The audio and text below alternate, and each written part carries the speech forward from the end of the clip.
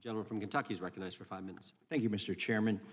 Director Patel, I watched some of your Senate hearing yesterday when Senator Kennedy asked you, you've seen most of the files, who, if anyone, did Epstein traffic these women to besides himself?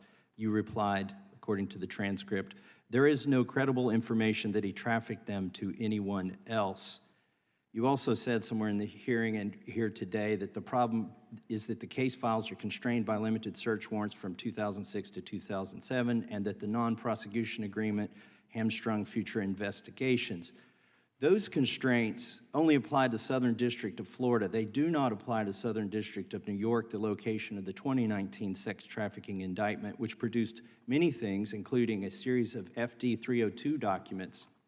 According to victims who cooperated with the FBI in that investigation, these documents in FBI possession, your possession, detail at least 20 men, including Mr. Jess Staley, CEO of Barclays Bank, who Jeffrey Epstein trafficked victims to, victims including minors such as Virginia Roberts Giuffre, may she rest in peace. That list also includes at least 19 other individuals, one Hollywood producer worth a few $100 million, one royal prince, one high-profile individual in the music industry, one very prominent banker, one high-profile government official, one high-profile former politician, one owner of a car company in Italy, one rock star, one magician, at least 6 billionaires, including a billionaire from Canada.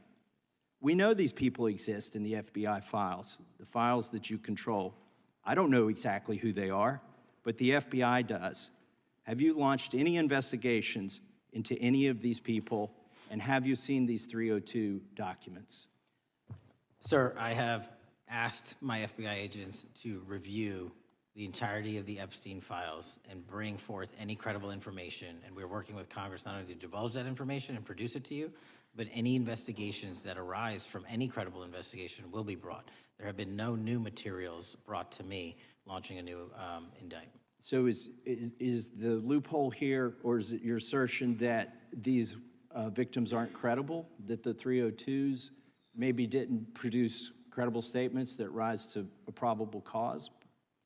It's not my assertion, sir. It's the assertion of two different United States attorneys' offices from 3 separate administrations who investigated those same materials in lifetime. Are the 302 documents in the FBI's possession? They reviewed all that, yes, sir. And so have you reviewed those 302 documents where the victims name the people who victimized them?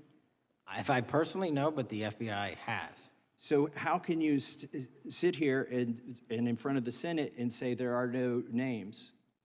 I said I named one today. I said we are not in the practice at the Department of Justice and FBI of releasing victims' names. That is not what we do. We are also not in the habit of releasing incredible information. That's not what we do. But multiple authorities have looked at the entirety of what we have. Okay, I got to move on here. Were you present when the AG had the White House event when she released the binders to the social media influencers? I was, yes. So if you're willing to meet with social media influencers who stood to benefit from the sensational and sad stories of these victims, will you meet with the victims as well? The FBI will meet with anyone who has new information. Will you personally meet with them? The FBI and the professionals who are handling the cases will. Were you instructed that it was important to release the documents to the Oversight Committee on the day of my introduction of the discharge petition to release these files? I don't know what day that was, so no. Well, they were released that day, and there were victims' names who weren't redacted because they were in such a rush, and the victims are not happy about that.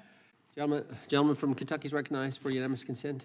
Mr. Chairman, I ask unanimous consent to submit 2 sets of documents. The first is a series of emails from the victims of Jeffrey Epstein.